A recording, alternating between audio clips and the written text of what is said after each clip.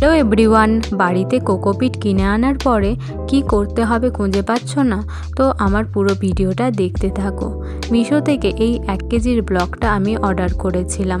তো সেটার একটা শর্ট ভিডিও আছে, দাম কত নিয়েছে তো তোমরা যদি চাও আমার ডেসক্রিপশানটা চেক করে নিও, লিঙ্ক আছে।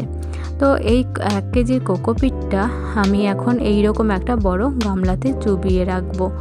তো তোমরা যদি 5 কেজির কোকোপিট কেনো তাহলে কিন্তু এর থেকে বড় পাত্র নেবে। কোকোপিট অনেকটাই কিন্তু জল শোষণ করে নেয়, পুরো জল শোষণ করে এটা নিজে একদম দ্বিগুণ হয়ে যাবে।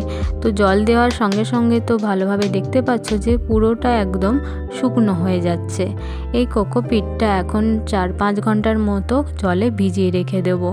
এই পুরো প্রসেসটা করা কিন্তু খুবই জরুরি, কারণ কোকোপিট তৈরির সময় এর মধ্যে অনেক ধুলোবালি থেকে যায়। তো জলে ভিজিয়ে রেখে দিলে সেগুলো কিন্তু জলের নিচে থিতিয়ে যাবে, আর ওপর থেকে কোকোপিটটা আমরা হাত দিয়ে নিংড়ে তুলে নিতে পারবো। আর এর জন্য কিন্তু অনেকটা তোমার কেউ হেল্পিং হ্যান্ডও লাগবে, কারণ একা একা তো পুরোটা করা অনেকটা পসিবল হবে না। দেখতে পাচ্ছ পুরো জল শুকনো হয়ে গিয়েছে।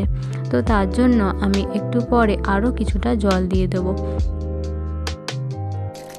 তো এবার আমি আরও কিছুটা পরিমাণে জল দিয়ে দিচ্ছি, আর ভালোভাবে হাত দিয়ে এগুলোকে এইভাবে একা একাই নিংড়ে তুলছিলাম, তাই জন্য সেই ভিডিওটা তোমাদের দেওয়া হয়নি।